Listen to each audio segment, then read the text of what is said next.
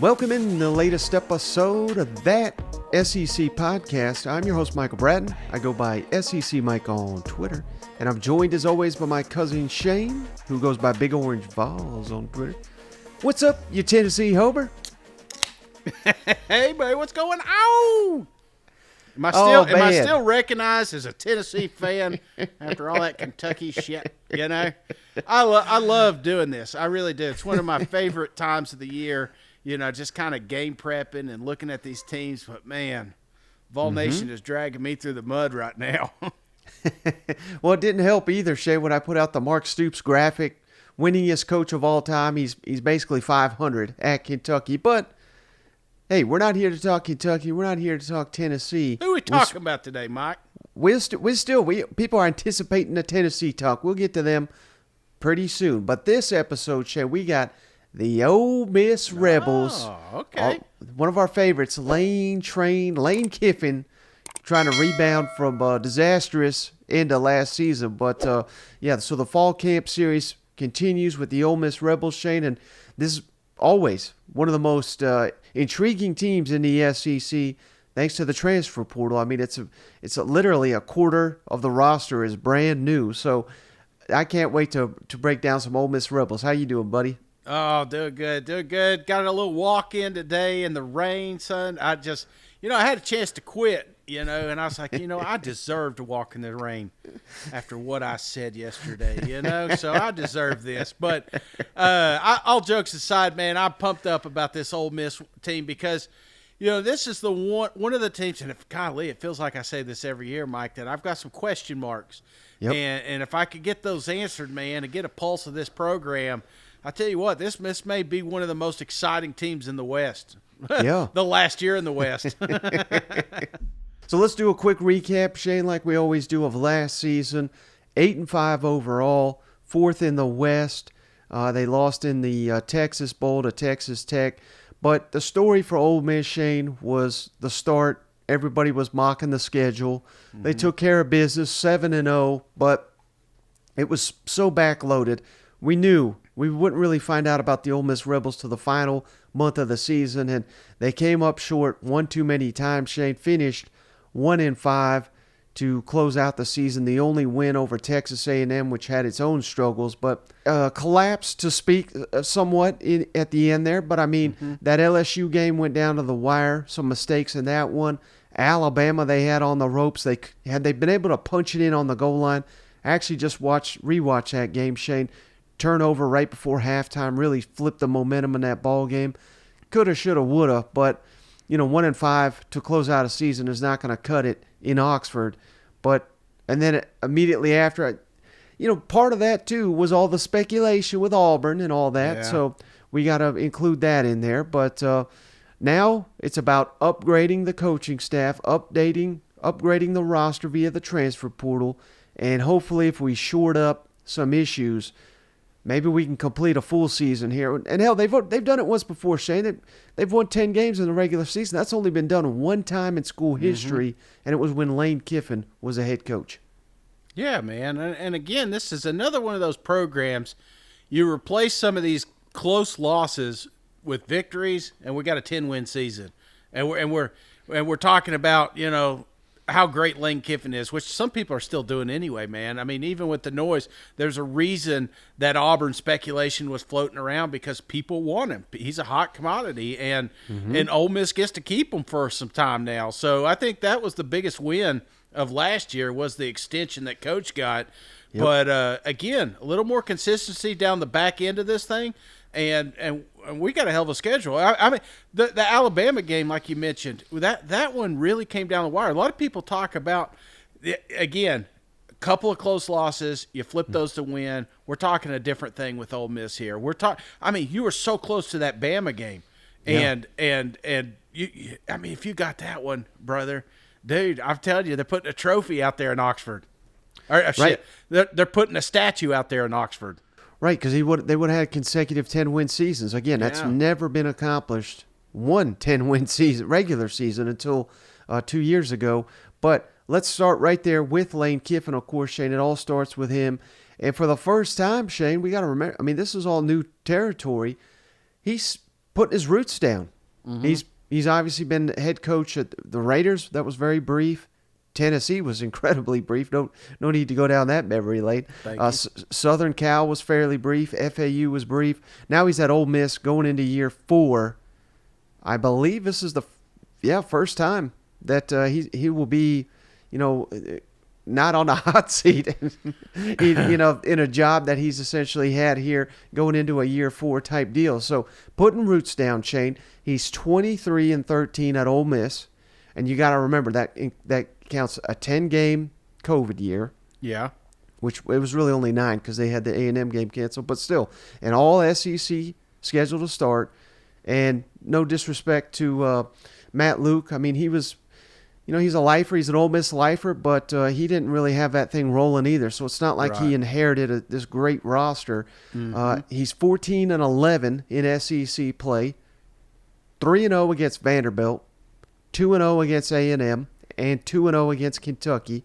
He's 2-1 in the Egg Bowl against Mississippi State, 1-0 against Tennessee and South Carolina, 1-2 against LSU and Arkansas and Auburn, and he's 0-1 against Florida, 0-3 against Alabama. So a mix of wins and losses here, but still a winning record in the SEC is not anything to shy away from.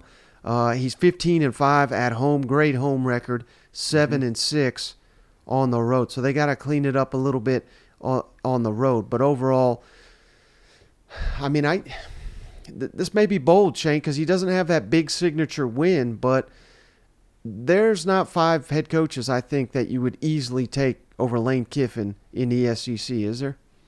No. And I'm telling you, people wanted him. People wanted him last year. There's a reason his name keeps popping up because he is a little bit of a roller coaster early in his career, but it seems like he's kind of figured it out a little bit. Ever since Saban took him down there, it seems like he's, he got rehabbed. He's back, baby, and I think that's the why Ole Miss fans are so excited.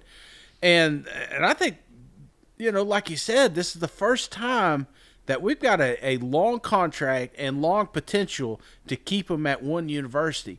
And he's already killing. He's always going to be killing the transfer portal. But now he has a time to establish some of those pipelines and relationships, especially in the great state of Mississippi. Because I'm telling you, brother, you can create Super Bowl teams with the state of Mississippi if you can just protect those borders. So I don't know. I'm excited about the future down there, and because once they put all these pieces together, this is a sleeping giant, man. Yeah, and 2 other things I would say real quick about Lane Kiffin that I love, Shane. His ability to identify and coach up quarterbacks is unmatched, and you have to have that in today's modern college football. You have to have that at Ole Miss, where, fair or not, oftentimes in the SEC, the other team's going to have more talent overall than you. Yeah. But you can make that up with elite quarterback play. We'll get to some of the additions they had, but also the other thing that I say about Lane Kiffin every time, and I think this is the highest compliment you can give a college coach, Shane, he adapts to his personnel better than just about anybody. I mean, the classic example, one year at Alabama, they force-fed Amari Cooper because he's an incredible athlete. He caught like 100 passes. He was the best player on the field. Get him the ball. The very next year, they had Derrick Henry, best player. They rode him to a championship. So that seems very simplistic, but many coaches are not willing to adapt to the personnel to the level that, again, Lane Kiffin, we think of offense, we think of quarterbacks, we think of all these things. They have been a running machine because he's got a strong O-line and great running backs. He adapts to his personnel better than anybody. Yeah.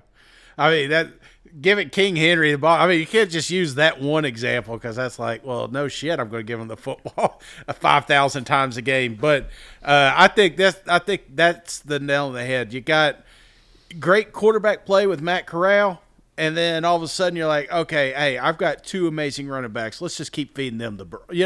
So Right. I think that's important because this is what you see a lot of NFL teams do, and that's building around particular pieces on your roster and then making those pieces better by what you bring in, especially during the transfer portal. Yep. And now a lot of change, Shane, on the overall coaching staff, and it starts, of course, with Pete Golding, former Alabama defensive coordinator. Shane, when he was at Alabama, all five of his defenses, top 20 in the nation in scoring defense. Four of them, so four of the five, were top 10 scoring defense. That's pretty awesome. But, of course, you could easily say, well, he's got Alabama players to work with. Of course, they're going to be good. He's not going to have those players at Ole Miss. That's a fair argument to make. But check this out, Shay. He was at UTSA as the defensive coordinator before he got to Alabama. He was there for 2 years. His second year, school record in tackles, tackles for loss, sacks, and quarterback hurries. And that was his first year. His second year, 8th in the country in scoring defense at UTSA. So Wow. he knows how to take pieces that are not 5 stars and get them to be in a high caliber defense. If he can do it at UTSA, surely he can do it at Ole Miss. You know what? And again, man, at the way they play, man, we don't need a miracle worker on that side. We just need somebody to close that gap. And I think they got a perfect hire here. Right. And to boot, he's an elite recruiter. He puts in the work on the recruiting trail. We'll get to Walker Howard, the quarterback they landed, but how did they get him? Pete Golding. So he's not just recruiting defensive players. He's recruiting quarterbacks. He's recruiting everybody for Ole Miss.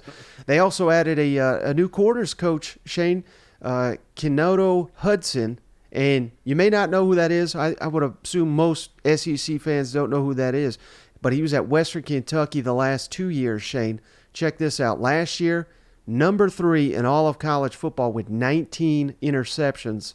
They led the country in turnovers forced, that Western Kentucky defense. And then 2 years ago, his first year there, 23 interceptions. So whatever the hell this guy's doing, he knows how to coach up these guys to be some ball hawks, Shane. And he coached with Kiffin at FAU and Southern Cal, so there's a connection there. New safeties coach, Wes Neighbors.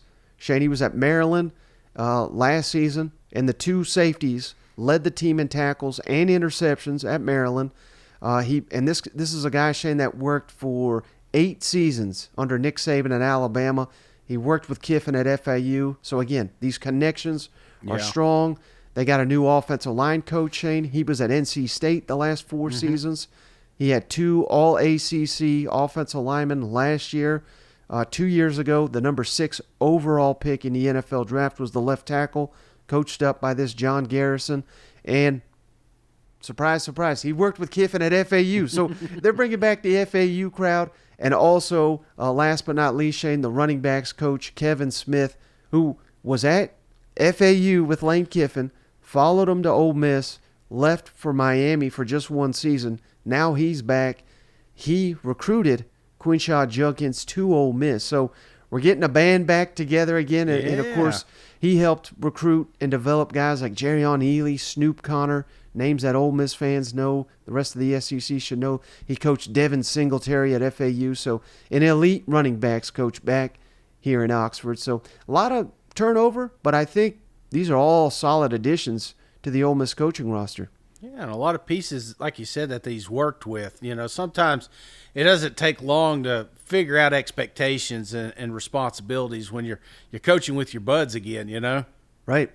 Now, as for the returning production, Shane, Ole Miss, 80% of the offense is back. That's 3rd most in the SEC. So this is our strong position side of the ball anyway. Now we're getting back all these pieces.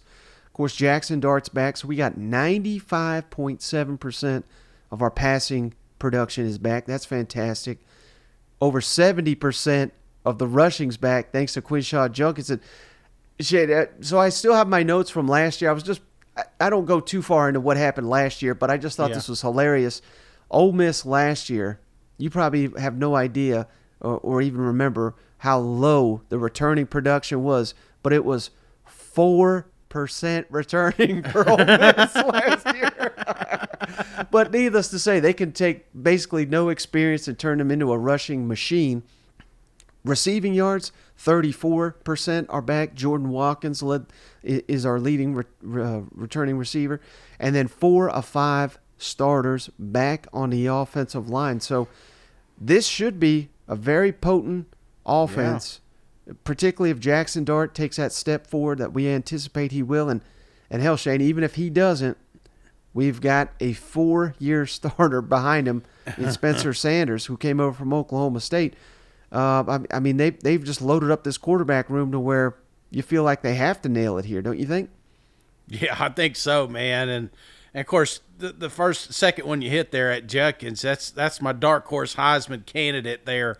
I'm really high on him. I think with all those offensive linemen back, a better Jackson Dart, I mean, golly, this is going to be an electric offense, brother. Yeah. It's going to be fun. It's just going to be fun to watch. You may not be an Ole Miss fan, but if your team's playing or Ole Miss game is on, you're going to catch yourself watching it because it's just going to be entertaining.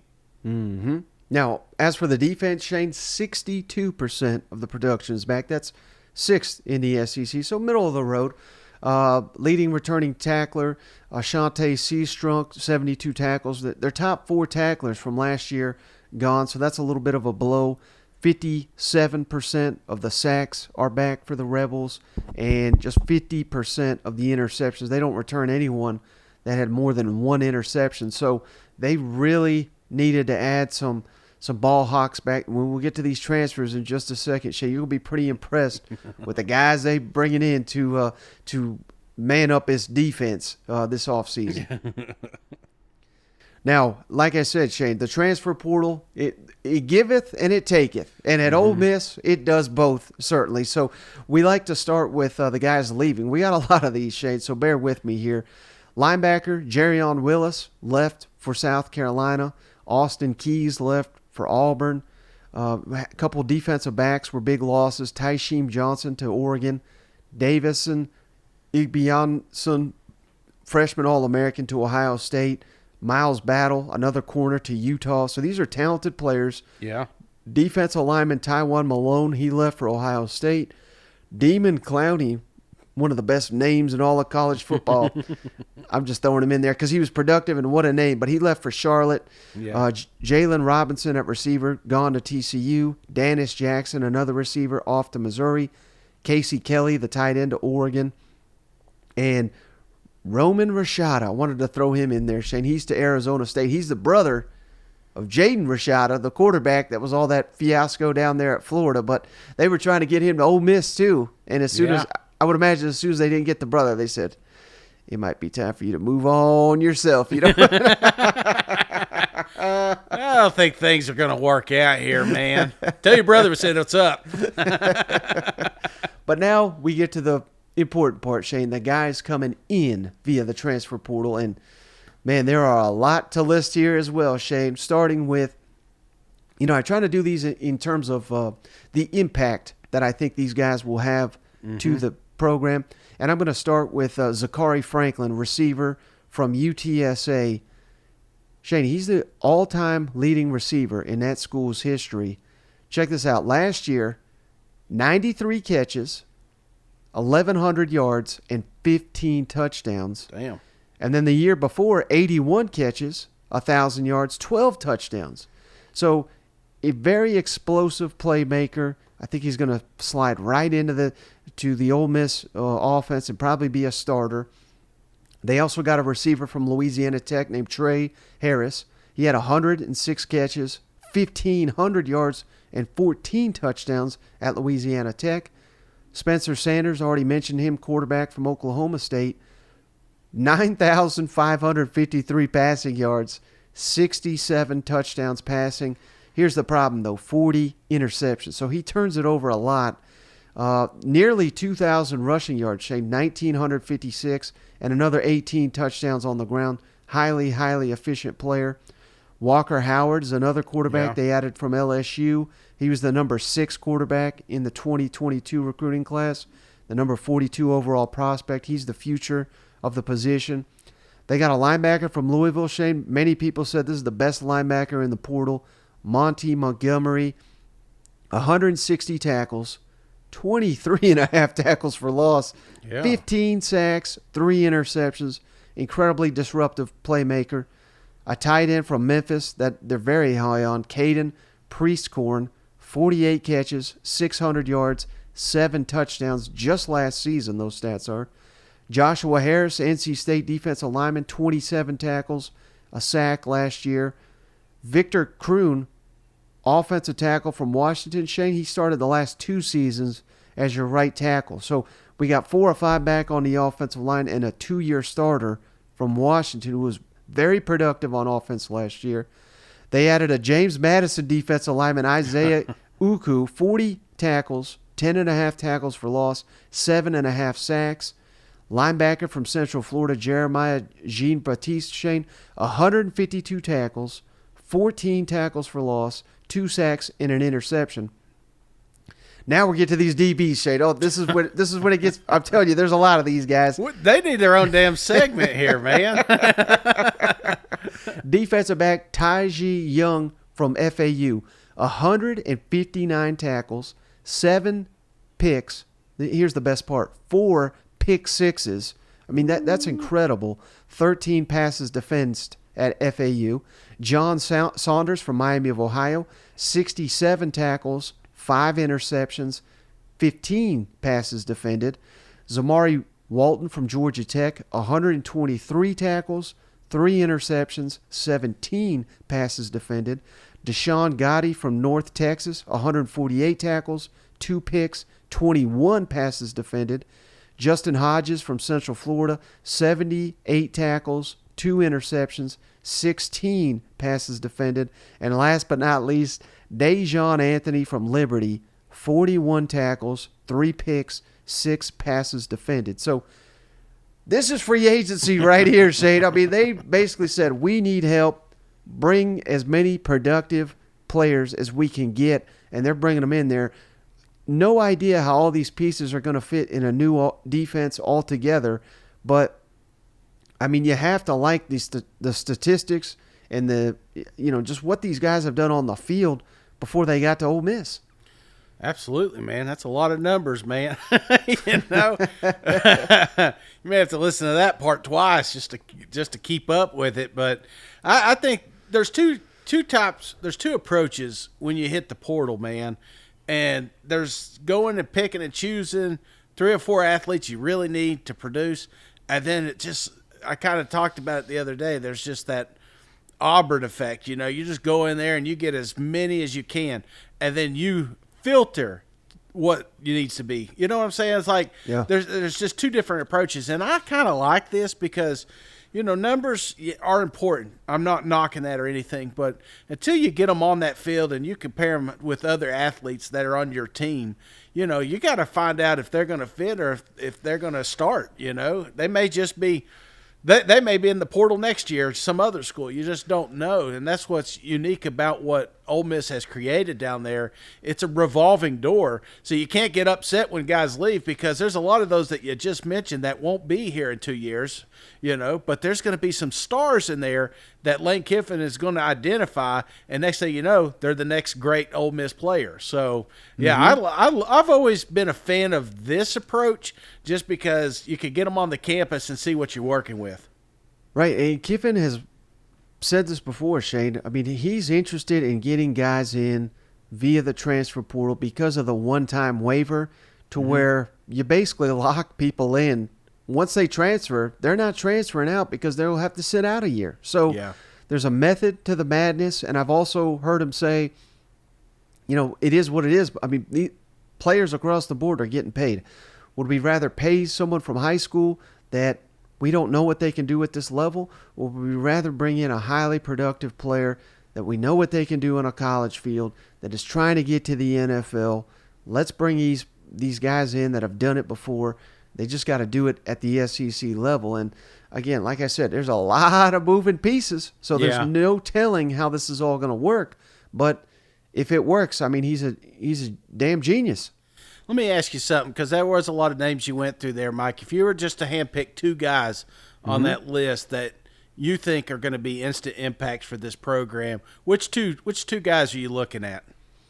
Well, I try to do it in order of biggest impact starting with, so I got to go with Zachary Franklin, the receiver from UTSA, who just tore up their record books in 2 years. And then I really like the linebacker Monty Montgomery from Louisville. I think these are day one starters, and not just starters, but impact players for Ole Miss this fall. Okay. All right. See, I wasn't even paying attention. Thank you, Mike. Now, as for recruiting, Shane, 19th recruiting class in the country. That's only good enough for 11th in the SEC. But again, I don't know how you really grade Kiffin on recruiting, given the fact he added 40 transfers. You know what I mean? I kind of factor those guys in myself. But they did add a 5-star, Shane, the number 1 linebacker in the country, Suntarine Perkins. I hear fantastic things about him. He's an edge-type player. His comparison is Micah Parsons for the Dallas Cowboys. So you get anything similar to that, you're getting a beast there. Running back, Shane, the rest of these guys are 4 stars. The number 8 running back, Kendrick Rascano, he'll see the field this year. Number 16 receiver, Aiden Williams. The number 17 safety, Braxton Myers. The number 24 interior offensive lineman, Bryson Sanders. And the number 42 safety, Ahmad Brown. So not a deep recruiting class full of impact players day one, but I really think Suntarine Perkins is going to see the field early and often for the Ole Miss Rebels. God, you should put his face up on his little – I'm looking at 24 Sports here, and the guy looks like he's 45 years old, don't he? Could you imagine lining up against that guy in high school? Dude, I would quit. I would quit right there. I'd say, it's not worth it. It's not worth it. I'm going to work at my dad's construction company. All right, Shay, so let's break down the position groups by their, we like to rank these by which are the strongest. And you may disagree with me, and that's fine. But I'm going on offense, Shane. I'm leading with the quarterbacks just because of how deep it is. Jackson Dart, obviously, Spencer Sanders, Walker Howard. That'd be enough to probably get number 1. But then they just signed Austin Simmons, the high schooler that's reclassified. So 4 deep here at quarterback, Shane. I think this is brilliant because basically what you're doing is you're ensuring that you're going to have somebody that can play. Because I think particularly the top 3 guys here, Shane, you can put them all on the field and you can win with all 3 of these guys. So if Jackson Dart does not progress, if he doesn't keep that edge, we'll throw in Spencer Sanders. Yeah. If God forbid 1 or 2 of them gets hurt, we even got a third in Walker Howard that is the future of the position. I think Ole Miss has probably got the best quarterback room in the SEC. No shit, Mike. Even over LSU? I think so because – hell, Walker Howard jumped from LSU to Ole Miss. So, he kind of tilts it. He was a deciding factor, huh? Yeah. Okay. All right. I get behind that. I think it's a great room, brother. Obviously, I've got a lot of love for that running back crew, but I would say this is a close 1A, 1B situation, in my opinion, man. Right. Yeah, you're probably right because that's where I went next, the running backs. How could you not? Quinshaw Junkins, the best running back in the entire country, probably. You see Elise Bentley's back for another year. He's a nice complimentary piece to Judkins. I just mentioned the number 8 running back in the country, Kendrick Rascano, and Ollie Scott back. So not a super deep group. There's deeper groups in the SEC, but the star power at the top, you have to include the running backs near the very top of a ranking like this. Oh, yeah, absolutely. But again, we're splitting hairs here. So you could have flipped it on me and I'd been like, oh, yeah, I can get behind that. So let's just say that offense is loaded. Yeah. Well, and, the offensive line never gets enough love, Shane, but they're third on my list with 4 guys back with starting experience. Left tackle, Jaden Williams. Center, Caleb Warren. Right guard, Jeremy James. And right tackle, Micah Pettis, to go with Victor Kroon, the transfer from Washington, a very talented, a very deep group. And we also got some quality backups, Quincy McGee, Reese McIntyre, Cedric Nicely. We got a nice O-line to work with here in Oxford, which leaves receivers next on my list. Again, some talent here, but not a lot of guys that have made a huge impact at the SEC level. Jordan Watkins, Dayton Wade, Jalen Knox, Braylon Brown are all back. They've all played for the Rebels. Then you bring in the transfers of Zachary Franklin from UTSA, Trey Harris from Louisiana Tech, and the freshman Aiden Williams. I think this is going to be an underrated group that you may not know the names now, but I think by the end of the season, most SEC fans are going to know a couple of these names because they're going to be big-time players this fall. Yeah. Well, back to the big boys up front, when you think about 4 or 5 coming back and what they were able to do last year, I mean, growing up, that's how you figured out if you had a good offensive line or not. Is could you run the ball? Could you line up? Could you push just push them big uglies, get you 4 or 5, and that's exactly what they were able to do last year. I mean, these guys averaged over 250 yards rushing a game. That's crazy stats for 2022. You'd think it would be all about passing. So I love these guys coming back. I think that's a scary room, and they're bigger, they're stronger, and I think that's going to open up some more channels for Juckins and company. And you got to mention it, Shane. I mean, you got to be in really good shape as a lineman to play under Kiffin. The tempo they go running up and down the field. I mean, he does not got any out of shape offensive linemen. They wouldn't be able to stay on the field. Old school, man. I'll take you back to high school, man. We did not throw the ball. It was all running. It was constantly running. And sometimes we'd pass. It's like, oh, man, you get to sit back. You're not used to it, It's like, man, I wish we could do more of this sometimes, Do we need to run? Because sometimes you run 15 yards just to find out your guy got hit 2 yards behind you,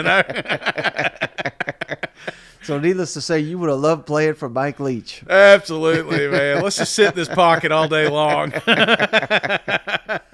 right, so this is a common theme. Maybe I just hate tight end shade or something, but I got tight ends last. We got a ton of potential in Michael Trigg. He didn't live up to it last year. Yeah.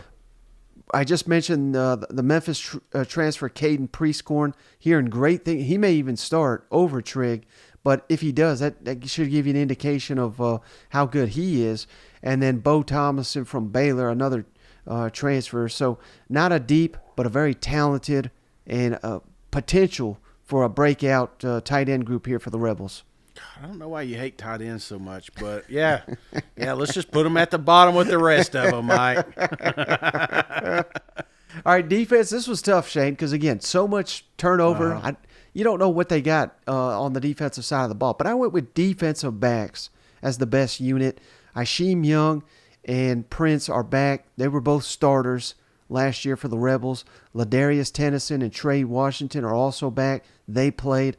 And then all those transfers, Shane, Tygene Young, John Saunders, Zamiri Walton, Deshaun Gotti, Justin Hodges, Deshaun Anthony. I feel like you got that many transfers, you got to have some playmakers in this group. So that's why I kind of put the defensive backs above the rest. Yeah, and just depth. I think that's what got us in trouble a little bit last year. Was just not enough depth, and so they went out and got plenty of it. So we don't know what they look like on the field, but I will say this, man, it's going to be a very competitive group there. Yep, and the defensive line is also deep, Shane. So they're second on my list here. 3 starters back: Cedric Johnson, J.J. Pegues, Jared Ivey, and then 3 players that have played: J.J. Hawkins, Xavier Harris, Jamon Gordon, and then we got 3 more transfers: Joshua Harris, Isaac Uku, and Stephon Wynn, who started at Alabama. He played at Nebraska too, so he's been a couple places here. But we got 9 here quality defensive linemen, and I think this is a quality unit for the Ole Miss Rebels. Oh, yeah, and I like that Johnson kid, just an absolute freak up front. So yeah. This is a fun group too, and it's just it's a mixed match. There's not the same body type up front, so that's what I like about it. You just don't know what kind of formation these boys are going to get in. Yep, and then last but not least, Shane, the linebackers, no starters return, but Ashante Sistrunk, who he's our leading returning tackler, he's back. Kari Coleman's a very good player. Tyler Banks, Jameer Lewis, Reginald Hughes all played last year. And then the transfers, Monty Montgomery, Jeremiah Jean-Baptiste. Those transfers have the potential to elevate this linebacker group to maybe I'm underranking them. But, again, not a ton of experience, but we got some talent here to work with. Yeah, similar to DBs. It's just so many new faces in that room. We just don't know exactly how it's going to shake out, but they've got pieces, so that's what matters most. Yep. So here's where I rank the top 10 players, Shane, via the – oh, no, wait, we still got kickers. Oh, my God, I almost forgot the kickers, Shane. Kicker – we spent 15 minutes in South Carolina talking kickers. You ain't going to give Ole Miss two? Come on. Now, we got a little bit of a competition here, Shane. Caden Costa, he was suspended last year, but as a freshman, he hit 14 of 17, and he hit a 50-yarder. His misses, the only few he had were from outside 40, so very reliable. He's back, but they also got a transfer from A&M, Caden Davis, so a little bit of controversy at the kicker position. And then we got an Aussie punter. I mean, it seems like all the SEC's got an Aussie punter at this point in time, Frazier Mason. So solid kickers here for the Ole Miss Rebels. But I almost skipped ahead, Shane. This is where we rank the top 10 players like their NCAA video game would if it was out this year. And Shane would kill me if I didn't have Judkins first. So give him a 98 overall. I think you were mad he wasn't a 99. Yeah, I don't. Have you given anybody 99 yet? No, I have not. So far. I remember it's been a while, obviously, since that game came out, but I feel like they only rank like a handful of guys 99. I mean, they do not hand those out very Not Judkins, frequently. huh? Is it because he's going to come back next year? You're going to give him 99 so you can show him improve? That's exactly what it is. Well played, Mike. Well played. So second on the team, Shane Cedric Johnson. I'm giving him a 93 overall. Very productive defensive lineman. Monty Montgomery, the transfer linebacker, 92. Boy, you're all in on this kid, huh? Yeah, I'm telling you, he could be all SEC. He's going to wear his jersey Saturday, huh? And then this is a little bit of a projection, Shane, but I think it's fair. I'm going Jackson Dart, 89. So, I think that would be a big step up for Jackson Dart. Jeremy James, the right guard, give me an 88 for him. I'm also giving Spencer Sanders an 88. So you can see that how tight this quarterback competition could really be. Micah Pettis, the right tackle, outstanding, 87. Center, Caleb Warren, giving him an 85. The transfer receiver, Zachary Franklin, I'm giving him an 85. I'm respecting what he did at UTSA. And then Suntarine Perkins, Shane, the freshman linebacker, number one linebacker in the country, 83. So that should give you an indication. I think they anticipate he's going to be a big impact player for the Rebel defense this fall. 43-year-old Perkins. I like it. Hey, man, I think about Jackson. We're ranking what we think they'd be on the video game. And, if you're playing a video game, Jackson's exactly who you want at quarterback. Somebody that's mobile, somebody that can be accurate, somebody that's got all the pieces. They just got to put it together. And I think that's what's so exciting about this team is I think the ceiling is higher than a lot of these programs because I don't think we've truly unlocked the potential of some of these studs that are. I mean, you got Darted at 89. I mean, if he truly has figured it out this offseason, you tell me he's a 95 at the end of the season, I wouldn't think you're nuts. You know what I'm saying? I just think he finally figured it out. So, that's exciting, brother. Now I'm getting pumped up about the video game. You got to remember, Shane, he was only 19 last year. So, he has got a lot of untapped potential, I think, still ahead of him. You know what? Lane didn't give up on him. I know a lot of people are worried, bringing in these quarterbacks and stuff like that. I don't think that's what it was. I think the LSU cat was a future quarterback for this team and maybe a little quarterback competition or hell, he is mobile, could get hurt. You want a guy that can come in and step in immediately. So I think this was Dart's to lose the entire time, but damn, what I'm hearing, if he does put it together, this could be a scary team. Yep. So what are the biggest camp questions, Shane, for you? Let me do mine first, of course, but it's obviously the quarterback competition. Yeah.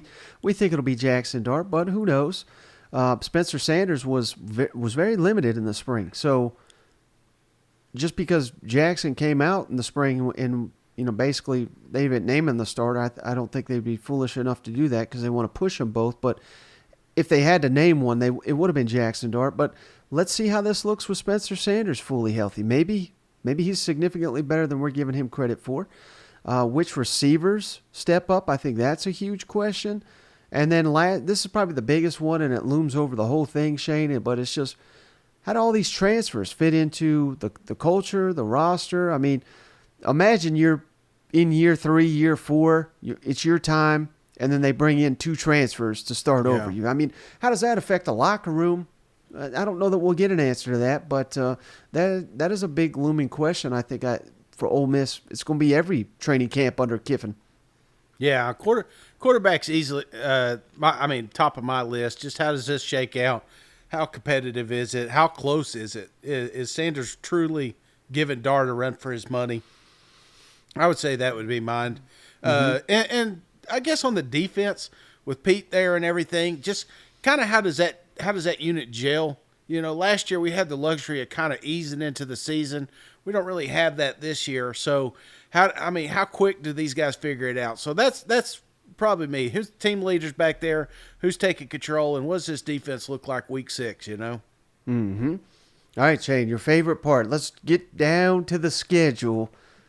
Break down win, loss, or toss-up. And again, we're doing these as Ole Miss homers here.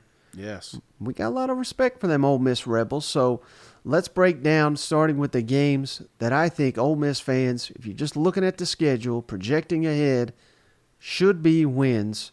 And I think some of these are fairly obvious, Shane.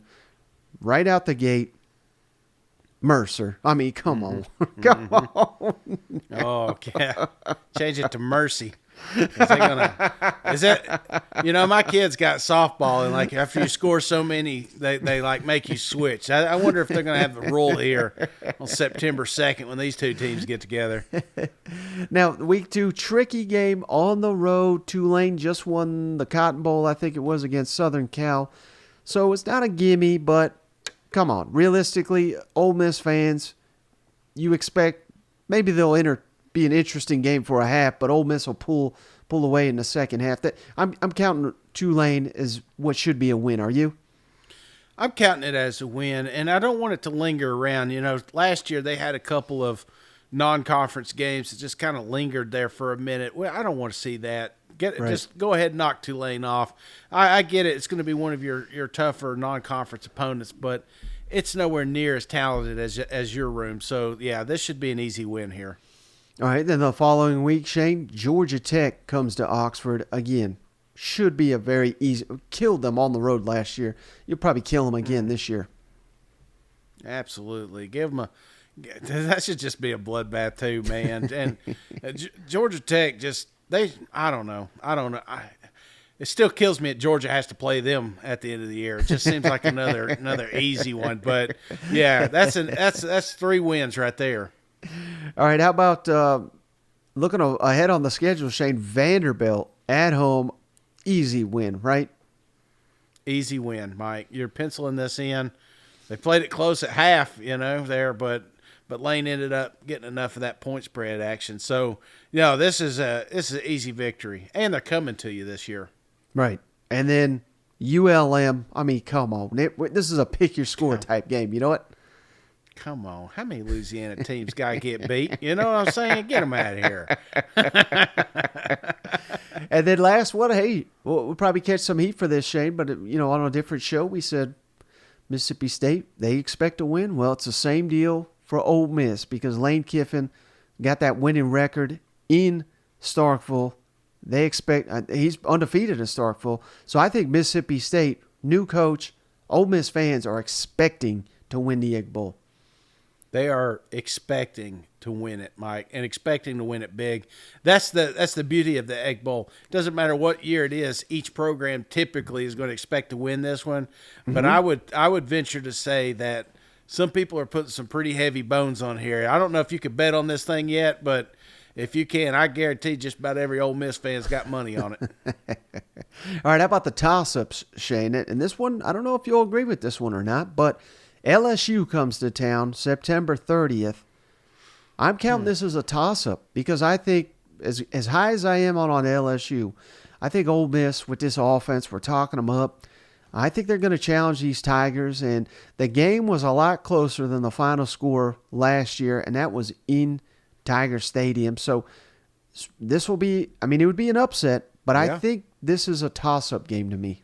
Yeah, Mike. I mean, naturally, people are going to just consider some of these top dogs, especially defending West champion LSU, as a loss. But, as a homer going into this thing, you can't pencil it as a loss. And if you can't pencil it as a loss, then if you got that little seed of, there's a chance, man, then I'm going to consider it a toss-up. So, yeah, I think this is perfect. Now, Arkansas, maybe you even throw this into the win category, but I'm, such a back-and-forth showdown. They have literally come down to the final play a couple times here. Arkansas, it is at home, but to me that's a toss-up. Is that a toss-up for you, or are you chalking that up as a win? No, I'm going to put that as a win if I'm an Ole Miss fan. I'm looking at my roster. I'm looking at Arkansas. I know they got some things they're going to be working on, but, man, if we're moving the way we're thinking we're going to be moving here, I think Arkansas I'm going to put in as a win. Okay. Now, this is a tricky game here, Shane. There's bad blood between Ole Miss and Auburn, and obviously the Lane Kiffin drama here. At Auburn, I'm giving that a toss-up as well. Nah, not yet, Hugh. You see all them vacated wins down there in LSU? Yeah. But you know who's up there with them? I thought of Hugh Freeze, and I was like, damn, no, not yet, brother. I think Auburn's getting there, and I think there's going to be some fun, exciting games that they're going to have. But this year, right now, I think Ole Miss is a little too far ahead, depth-wise. Right. All right, final toss-up on my schedule here, Shane. Texas A&M. Kiffin's never lost to A&M. He's kind of owned them. Yeah. That's another one he's got bad blood with. A&M could be outstanding this year. They could be a massive disappointment. I don't know how to read on them either. So, in my mind, I know it's in Oxford. This is a toss-up to me as well. One of the biggest complaints I have, Mike, is that we did Texas A&M so early because I keep thinking about that roster they have. But I'm going to have that one as a toss as well because, you're looking at it. I think Lane Kiffin's 2-1, something like that. 2-0. 2-0. Well, shit, man, that's even better. You know what I'm saying? He's got Jimbo's number. He's out here subtweeting everything he's putting out. So, yeah, I got this as a toss. Okay. So that means the only likely losses I have, man, I don't know what Lane Kiffin did to piss off the SEC office, Shay, but he's going to Bama and to Georgia. Whew.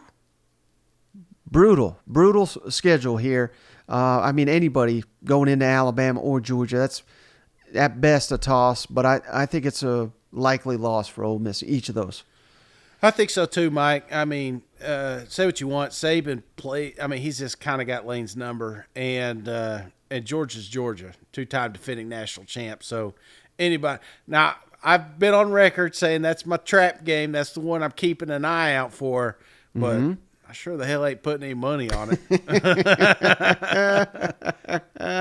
All right, so let's break it down, Shane, game by game predictions. And again, as Ole Miss homers here, but we are going to pick our damn score week one, Mercer, right?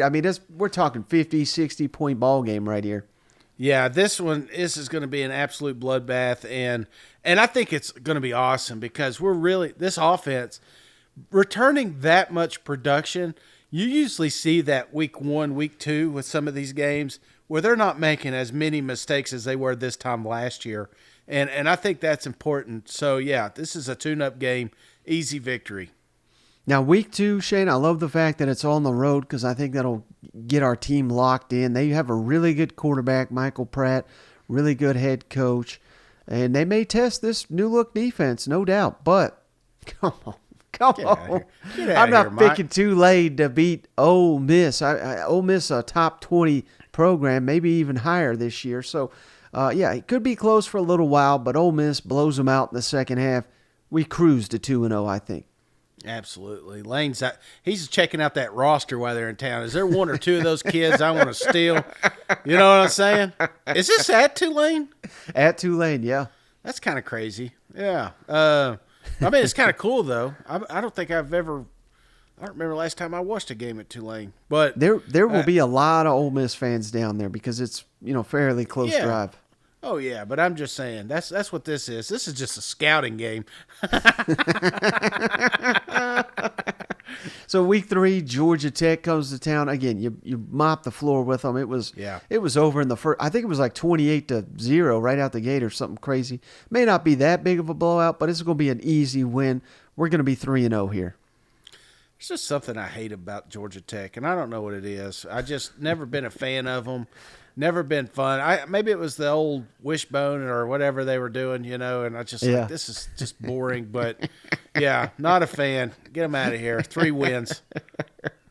Now, here's where things get difficult, Shane. At Alabama, Lane Kiffin and Nick Saban, they got a complicated history. They know each other so well. I really do think, Ole Miss has taken Alabama down to the wire, and they've even done it in Bryant-Denny. So, there is an possible upset here, particularly. Got to remember, Shane, Alabama, they may have already lost to Texas. They may still be searching for a quarterback. There are reasons to like Ole Miss in this football game, but I just feel I'd be kind of damn crazy to be picking against Alabama at home. So I got to give this as the first loss of the season.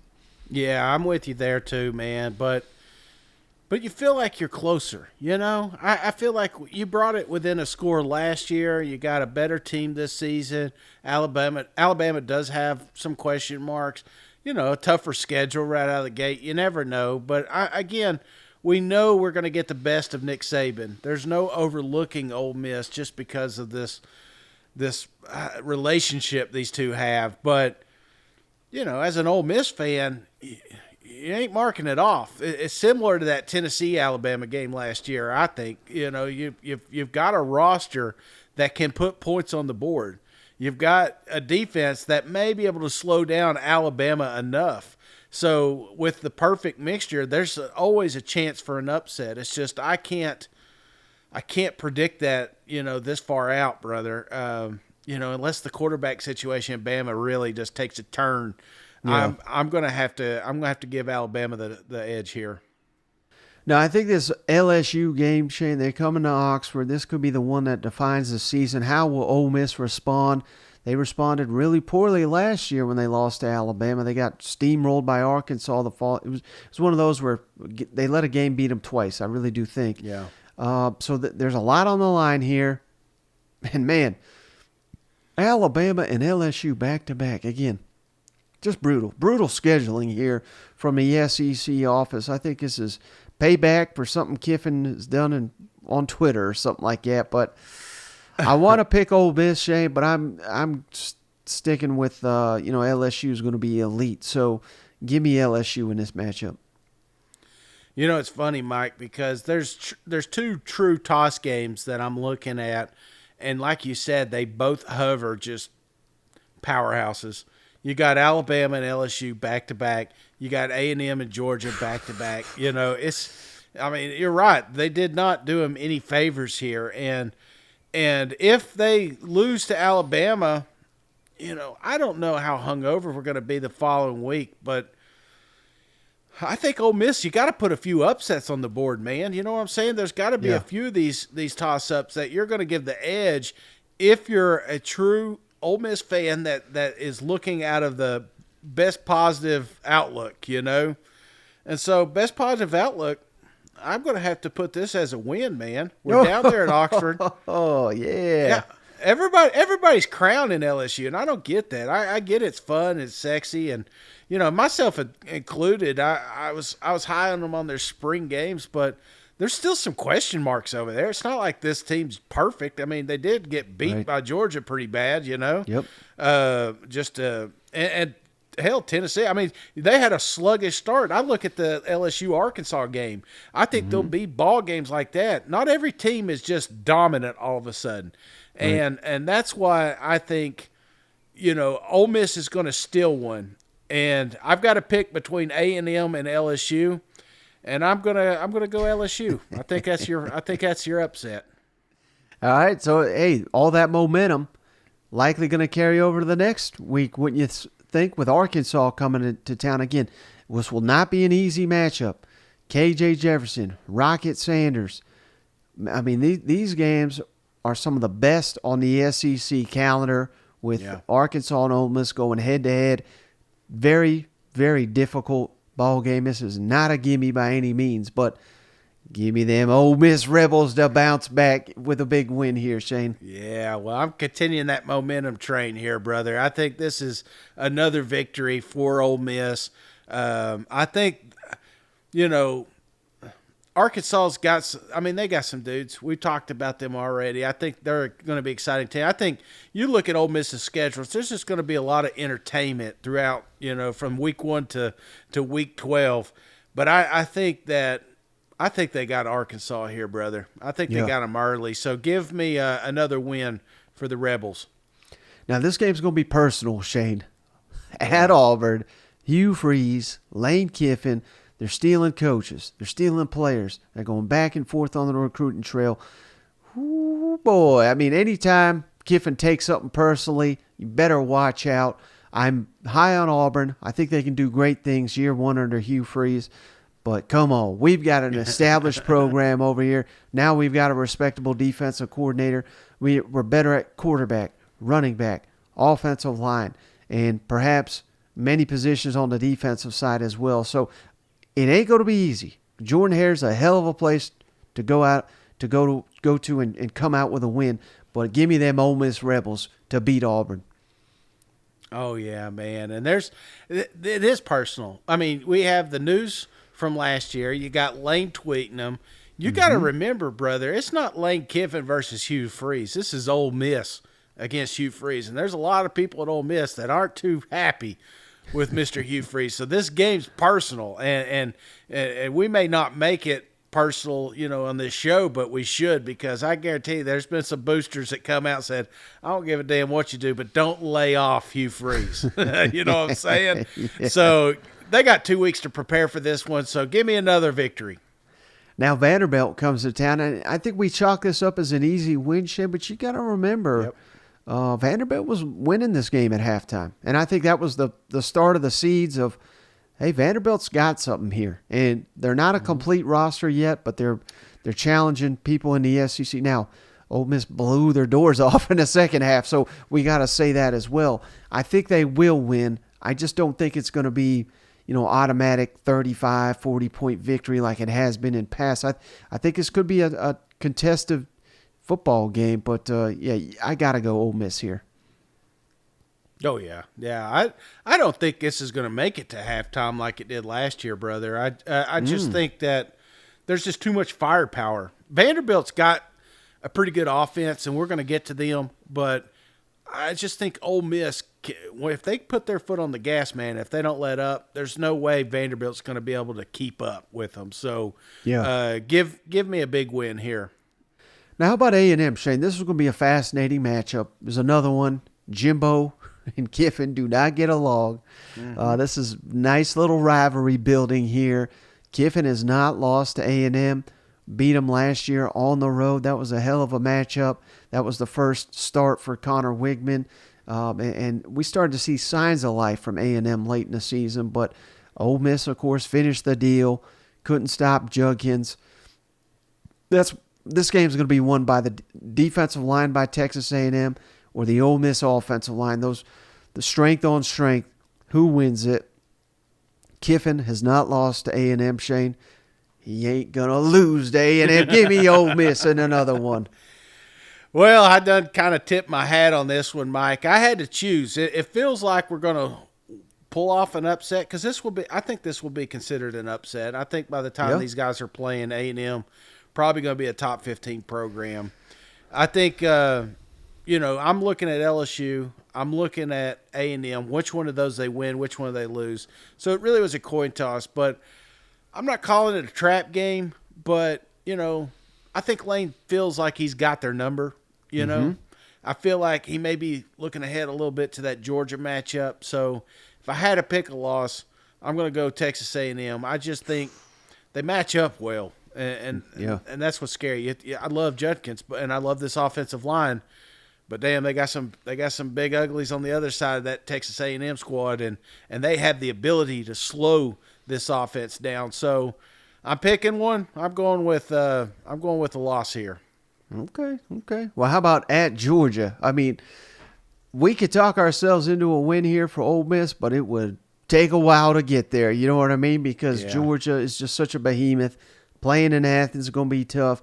But you could say, this is a week before going on the road to Tennessee. A little bit of a trap game here. Yeah. Georgia's, they're going to have a great defense. Ole Miss is going to have a great offense. Maybe we get some fireworks here, and all it's going to take is some mistakes by Georgia to make this a ball game, give Ole Miss a stunning upset. Maybe this is that signature win that Lane Kiffin's been missing. But, man, I don't want them dogs barking at me, so I got to go Georgia here. Well, I told you. I've told you many times, this is the game that Georgia can't afford to overlook. There's going to be 2, 3 maybe at the most games where Georgia doesn't bring their A game. Mm-hmm. They did it last year. They've always done it. It seems like there's always been a little bit of a letdown or a lull with some of their opponents. And of course, they were able to pull it out because they're usually bigger, faster, and stronger. But I don't know. That timing of that Tennessee game, I think this should be a high alert for a trap. Again, similar to the Alabama talk I made earlier, I just cannot put money on it. But, damn, if I was picking an upset, this may be it. But I'm not doing it either, Mike. So, even though we're coming off likely a tough loss, Louisiana Monroe, this is another pick-your-score type ball game, right? Yeah. Is that where Holtz was? Wasn't there a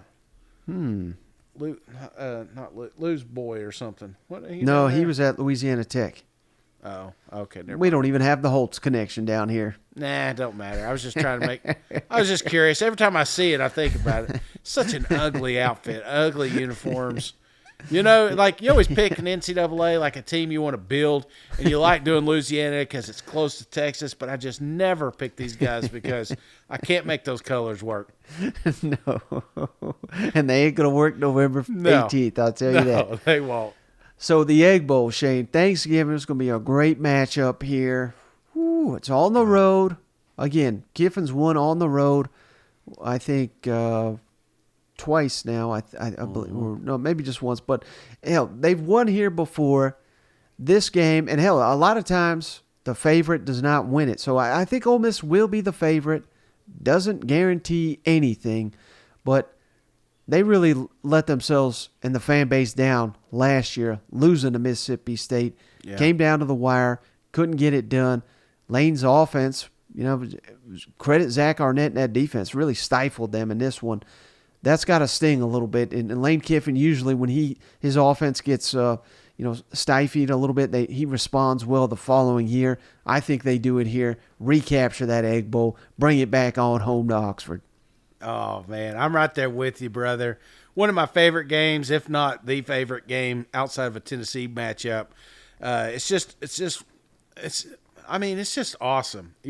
Thanksgiving. I mean, it's played on Thanksgiving. It's the only thing we do, man. And I can't wait to eat turkey and stuffing and all that stuff, and then watch this barn burner. But I'm Ole Miss today, baby. So give me another victory for them Rebels. You believe it, Shane? We're sitting here in the middle of June thinking about Thanksgiving, but that's I know. That's what we do on this show. You know what? I've been on this damn walk and watching my every chance we got to talk Thanksgiving, I'm going to keep doing it. Yep. Like, have we talked Ole Miss yet? Have we talked about the Egg Bowl? Yeah. What's your favorite? Oh wait, you've already done that. You picked some weird stuff, didn't you? What was your favorite dish? It was something weird, like green bean casserole or something. Yeah, I mean, that's a good one. Carrot souffle, I like that as well. Sweet potatoes, can't go wrong with that. Wait, what was that? Where did you eat? You didn't eat that at Mama's. Carrot souffle? Yeah, she wasn't souffle none of that shit. I'll tell you that right now. Oh, sweet potato casserole, that was good. Oh, man. Oh man, I could get going. The pies. Yeah, let's give me any pie. You know what? Let's don't. I just did my big orange walk. I can't be thinking about this. Well, let me ask you. This is gateway talk. Next thing you know, I'm in there in the cabinets whipping up something Thanksgiving related. Let me ask you this though, real quick, Shane. Last thing here. So we both got 9-3. Yeah. Which, I don't think Ole Miss fans will be thrilled with 9-3. They want more, and I get it. But that's kind of the danger of just this damn schedule they got, brother, with Bama and LSU back-to-back, A&M and Georgia back-to-back, and there's landmines all over this damn thing with at Tulane, Arkansas, at Auburn, at Mississippi State. I mean, even if they go 7-5, 8-4, I mean, they could still be like a top 15 team and go 8-4 because of who they got to play. You know what? Right. No, yeah, but this Ole Miss team also has a higher ceiling, and I think that's what sometimes gets lost in the schedule like they have right now. When you're locking Alabama and Georgia, we both had them as losses, but again, they just lost to them by 7. Bama just lost to Bama by 7 last year. What's to say they don't keep it a close game this time? So you're closing that gap, and I think that's what gets lost sometimes with the strength of schedule. It's like, yeah, but is this team better? I think this team is getting better, and I think if the stars align, man, yeah, we may upset more than what we talked about today, but I just think they're getting there, brother. They're getting there, and I think in a couple of years, Ole Miss is going to be freaking damn. Hell, it may be next year, brother. I'm just kind of putting it out there. They're starting to get this recruiting going. They're starting. I mean, you just need a couple more transfers come in, and you're right there at it. But this could be a scary team this year. Yeah. Well, buddy, another preview in the books. We got several more to go. That's going to wrap us up for this week's of shows. You got anything before we hop off the line? No. Now I'm starving. I got rice cakes or something, No, I don't do that, but I'll probably drink something over here. Probably I'll just get me another cold beer. That's what I need. Cold beer, go to bed, Shane. You've had enough today. Yeah, sorry about that. But, hey, I appreciate you. As always, I appreciate all the cousins out there for tuning in. Tune in next week. Again, we got several more teams to go. I keep getting in the comments, Shane, when are you going to do this team? When are you going to do that team? How about my team? Well, they're all coming. We started early so we can make sure we got them all this year. But, yeah, I can't wait for the next one. You know what? Yeah, me either. And, again, Mike doesn't tell me until it's last minute, so I'm ready. I'm ready, brother. All right. Well, I appreciate you, brother. I'll catch you on the next one. All right. See you guys. Hotty toddy.